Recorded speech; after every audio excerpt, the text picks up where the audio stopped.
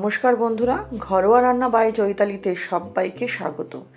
আজকে আমি বিটরুট দিয়ে একটা দুর্দান্ত স্বাদের রেসিপি নিয়ে এসেছি, পরোটা বা চাপাটি যেটাই বলবেন, যেটা খেতে হয় দুর্দান্ত, বানানো কিন্তু খুব সহজ, আর যেটা ছোট থেকে বড় সবাই ভীষণ পছন্দ করে খাবে। আর বিট তো শীতকালের সবজি, তাই এই রেসিপিটা আমি রিকোয়েস্ট করব অন্তত একবার এরকমভাবে বানিয়ে দেখবেন। কথা দিচ্ছি স্বাদ মুখে লেগে থাকবে। চলুন তাহলে রেসিপিটা শুরু করা যাক। আমি এখানে একটা বিটরুট নিয়েছি। আপনারা যেরকম মানে ফ্যামিলি মেম্বার থাকবে সেই বুঝে ইউজ করবেন। বিটরুটটা আমি ভালো মতো ধুয়ে কেটে নিয়েছি, নিয়ে গ্রেটারে গ্রেট করে নিলাম। এবারে একটা মিক্সিং জার নেব, তার মধ্যে এই বিটটা আমি পেস্ট করে নেবো, একটু মানে এটা গ্রাইন্ড করে নিতে হবে। পুরো বিটরুটটা দিয়ে দিলাম এর মধ্যে, দিয়ে এর মধ্যে আমি দেবো হচ্ছে দুটো মতো কাঁচা লঙ্কা দেবো। ঝালটা অবশ্যই স্বাদ অনুযায়ী দেবেন।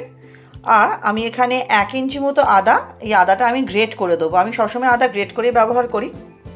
1 ইঞ্চি মতো আদা গ্রেট করে আমি এর মধ্যে দিয়ে দিলাম। দিয়ে এবার এটা খুব সুন্দর স্মুথ ব্লেন্ড করে নেব। দেখুন ব্লেন্ডটা আমার কিন্তু একদম স্মুথ হয়েছে। এবার আমি একটা থালা নিয়ে নেব, তার মধ্যে আমি দিয়ে দেবো হচ্ছে 1.5 কাপ মতো ময়দা। যেহেতু পরোটা আমি ময়দা দিয়ে করছি, আপনারা চাইলে আটা দিয়েও করতে পারেন। তার মধ্যে নিলাম হচ্ছে স্বাদ অনুযায়ী নুন, দিয়ে দেবো হচ্ছে খুব অল্প করে একটু চিলি ফ্লেক্স। তারপর দেবো হচ্ছে এটা হচ্ছে আমার চাট মশলা, ছোটো চামচের 1 চামচ দিলাম চাট মশলা। কস্তুরি মেথি দিলাম ছোটো চামচের 1/2 চামচ। আর দেবো জোয়ান। জোয়ানটা যেমন খেতে দুর্দান্ত লাগে, সেরকম কিন্তু জোয়ানটাও হজম করতেও আমাদের সহযোগিতা করে। এটাও আমি ছোটো চামচের 1 চামচ মতো জোয়ান দিলাম। দিয়ে শুকনো উপকরণগুলো আগে খুব ভালো মতো চামচের সাহায্যে আমি মিশিয়ে নেব। এটা একটু সময় নিয়ে মিশিয়ে নিতে হবে। মেশানো হয়ে যাওয়ার পর এর মধ্যেই যে বিটটা আমি মিক্সিতে পেস্ট করে রেখেছিলাম সেই বিটটা আমি দিয়ে দিচ্ছি। সেই বিটটা দিয়ে আমি প্রথমেই জলের ব্যবহার করব না, সেই বিটটা দিয়ে প্রথমে আমি মাখবো। জলের তো প্রয়োজন হবে, কিন্তু খুব সামান্য জল, খুব একটা বেশি জল এতে ব্যবহার হবে না। প্রথমে বিটটা দিয়ে আমি এটা মেখে নিচ্ছি, ভালো মতো মেখে নেব। তারপর কিন্তু আমার এখানে জল লেগেছে, কিন্তু 3 চামচ মতো জলের ব্যবহার করেছি, এই অল্প দিলাম। দিয়ে এরপরে আমার 2 চামচ মতো জলের ব্যবহার হয়েছে। জলটা খুবই অল্প লাগবে। দেখুন আমার খুব ভালো মতো মাখা হয়ে গেছে বিটটা। আমি বিট দিয়ে এর উপরে আমি অল্প একটু সাদা তেল দেবো। সাদা তেল দিয়ে আরেকটু মসৃণ করে নেবো ওপরটা, একটু ভালো মতো মেখে নেবো তেলটা দিয়েও। দিয়ে আমি এটাকে কিছুক্ষণ রেস্টে রাখবো।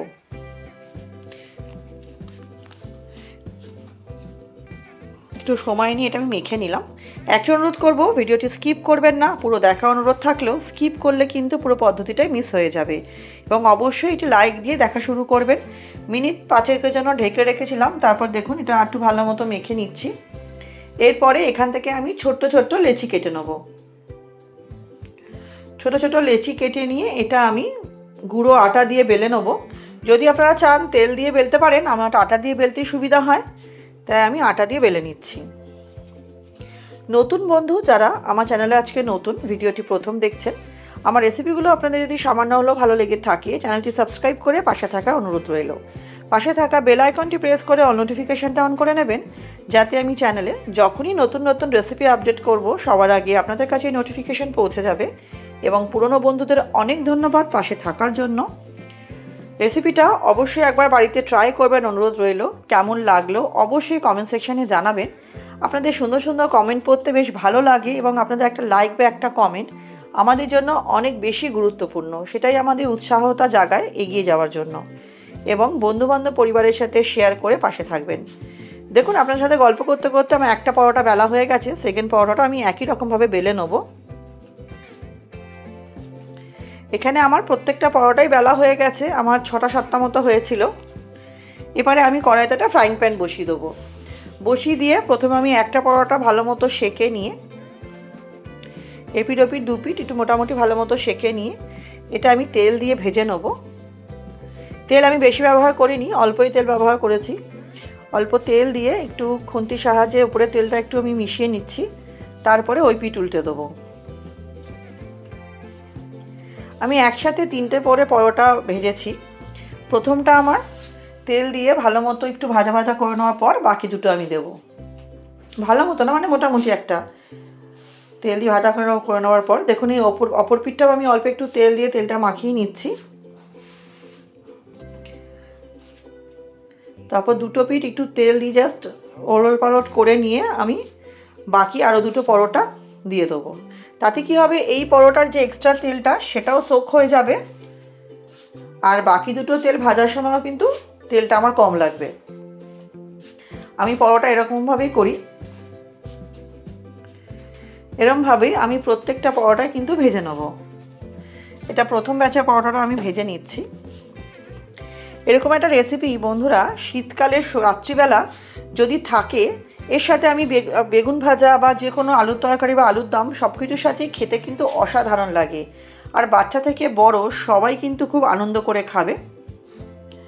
এটা খেতে এতটাই দুর্দান্ত হয়। অনেকেই আছে বিট খেতে পছন্দ করেন না, অনুরোধ করবো এরকমভাবে একবার বানিয়ে দেখবেন, তারা অনায়াসে বিটটা খেয়ে নেবে।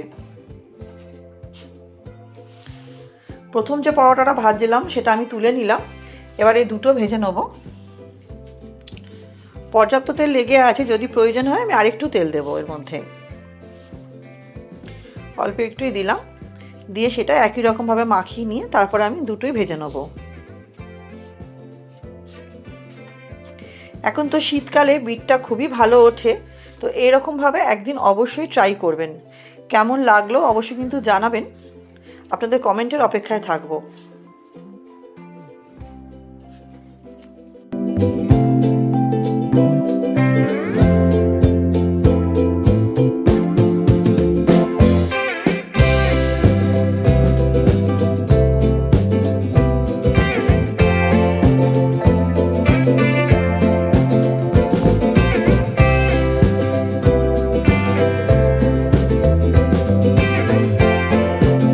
আমার ভাজা হয়ে গেছে এই পরোটাগুলো। এবার এগুলো আমি নামিয়ে রেখে দেবো। একই রকমভাবে আমি বাকি পরোটাগুলোও ভেজে নেব।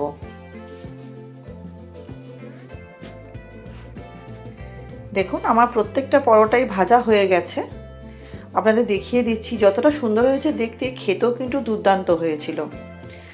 দেখুন এই একটা পরোটা আমি তুলে আপনাদের দেখাবো যেটা কতটা নরম হয়েছে। এটা আমি রাত্রে বেগুন ভাজার সাথে পরিবেশন করেছিলাম। আপনারা আপনাদের পছন্দ মতো সবজির সাথে এটা খাবেন, যেটা দিয়ে খাবেন খেতে অসাধারণ লাগবে। দেখুন কতটা সফট হয়েছে।